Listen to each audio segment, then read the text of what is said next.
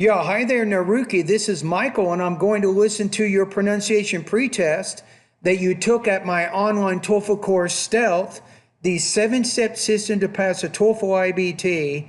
And I'm looking at the actual practice test right now. So the first thing is you're going to read 3 specific paragraphs.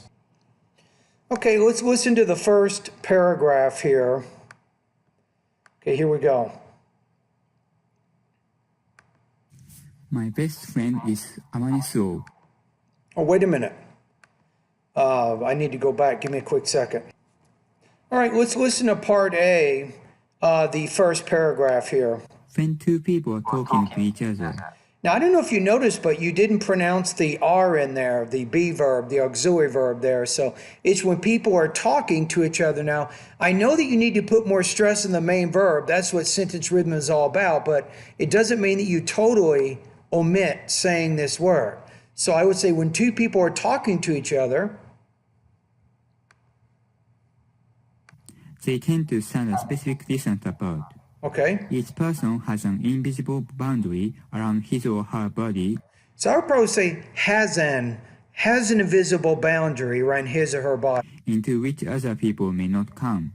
So for the most part, you have pretty good pacing or pausing here, but you still need to work a little bit more in blending those words within thought groups. If someone pierces this boundary, she or he will feel uncomfortable and move away to increase the distance between them. Okay. The major exception is family members and other loved ones.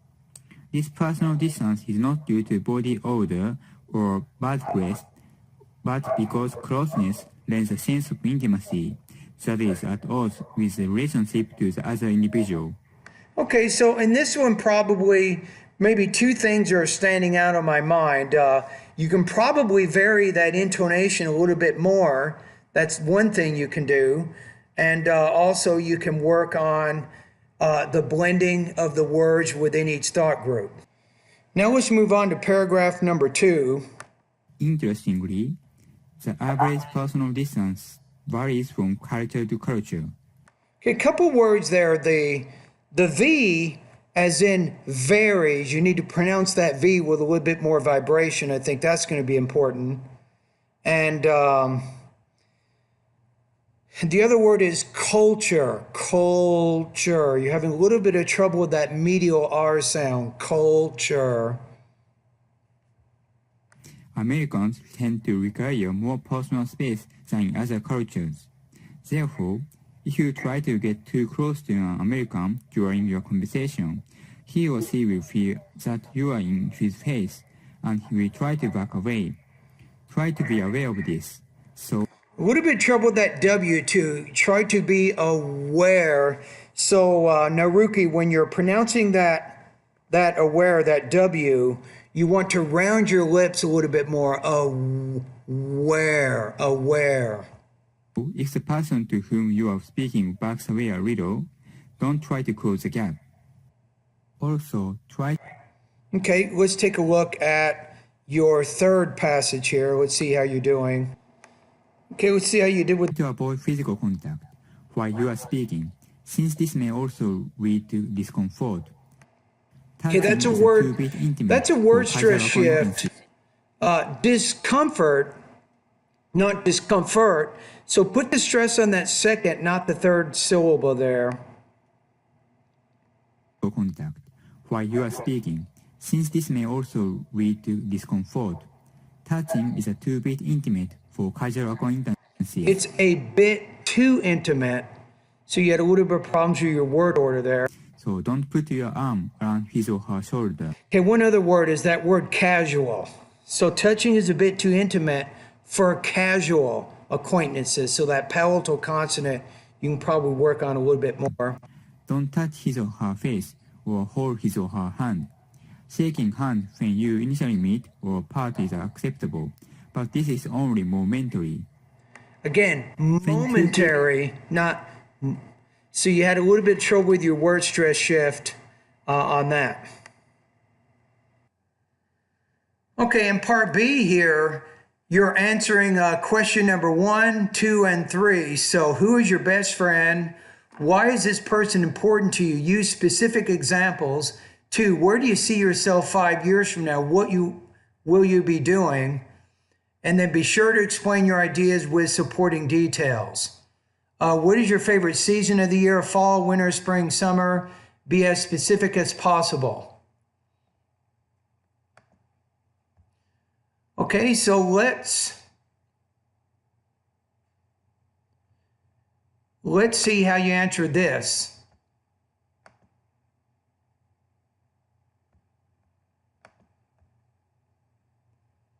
Okay, here's B. I got it right here. My best friend is Amaniso. He's a classmate in my high school, and he lead me a lot of places where I will not go without him. Okay, let's take a look at part B with these 3 questions. This helps me understand a lot more about your overall speaking fluency. My best friend is Amaniso. He's a classmate in my high school, and he lead me. I would say my best friend is, and then say who was a classmate in high school. A lot of places where I will not go without him. For example, I visited England or France with him because he wanted to go with me. So if I was alone, I will not go. I would say if I had been alone, I would not have gone, right? Because you're talking about a past impossible condition there, Naruki. And that means you need to use past perfect verb tenses to explain that idea. So go to Google and check out, it's called Real, Unreal, Past and Present Impossible Conditions. And make sure you understand the grammar that you need to use in those cases. But he take me to the places which I never go without him. And a little bit of trouble with your word order. He took me to all these places that I would not have gone had he not come with me, you might say. Moreover, he took me to Mount Fuji, which is the highest mountain in Japan. Okay. And it was very hard. Notice how you're saying it was, he took. So without him, I will never go. No, without him, I would not have gone. So in that case, again, you're talking about a past impossible condition, so you need to use past perfect verb tenses to explain that idea. So he's a best friend because he's very important because he took me places which I never go without him. So he took me to places that I never would have gone without him, you might say. I hope I will be in some research institute in 5 years from now. Okay. And so I want to finish my PhD in this for 5 years. Okay. And I want to start my career as a researcher in some university or some research companies. Okay. And so my current major is using computers for chemistry. So I may work in some computer science department in university or some chemistry company which uses computers to analyze chemical things. So you're having those pauses and hesitations in there. You're not putting together your ideas fluently. That's all. My favorite season is spring because the weather is comfortable for me. So in winter, it is too cold for me, and in summer, it is too hot for me. So spring or fall is the best season in temperature. And moreover, I can see cherry blossoms in spring.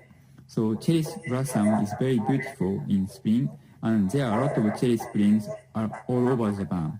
So in spring, I feel comfortable with watching cherry blossom with my friends or colleagues in the university. So that's why I love the spring the most in the 4 seasons. Okay, so that's pretty good. So I got a pretty good idea here. And let's take a look at the intelligibility score. This is our next step. Okay, let's take a look here. Your intelligibility score. I'm going to put here in the 3 range. So you're mostly intelligible. You have some distracting pronunciation problems. You have some limitations with your grammar, especially with unreal conditions, right? So I'm going to put you at about 3.5 out of 4. That's probably fairly accurate where you are right now. So you got a ways to go. To be ready for the TOEFL, you need to get closer to 5, where you have a barely detectable accent. You're speaking fluently. But like I said before, you have a lot of pauses and hesitations when you speak, and that creates some issues. Okay, now the question is, what can you focus on? What are some other things that you need to do in order to improve your pronunciation? So I'm going to go over a couple of things here. For the most part, I think you're pretty good with most vowel and consonant sounds, I think. I think there might be maybe speak clearly lesson number 11. You can probably take a look at that one. Let's keep going here. Speak clearly lesson number 14, especially with the V consonant sound. Lesson number 16, you remember that J, casual, acquaintances, measure. You can focus on this sound a little bit more. Lesson number 18, the right and the light. You can work on that a little bit more. And then in the next part of my course, you had some word stress shifts. So I think you can work a little bit on your word stress. That's lesson number 29, 30, 31, and 32. I think you can focus on that. And let's keep going here. How about you can do lesson number 36 through 40, intonation. I think you still need improvements there. And then 41 through 44 with thought groups and blending. Okay, now let's take a look at grammar. Is there anything in here you can focus on that might help you a little bit more? Yeah, I think if clauses, adverb clauses, lesson number 8, that's something you can focus on right now. I think that would help you. Maybe also verb tenses, lesson number 17. Maybe lesson 17.1, 17.2, 17.3. Probably work on those a little bit more. And I think that's it. So thank you, Naruki, for completing the post-test. If you do want to continue my course next month, you can certainly do that. And you can focus on some of these lessons I've already brought up. That would be good for you.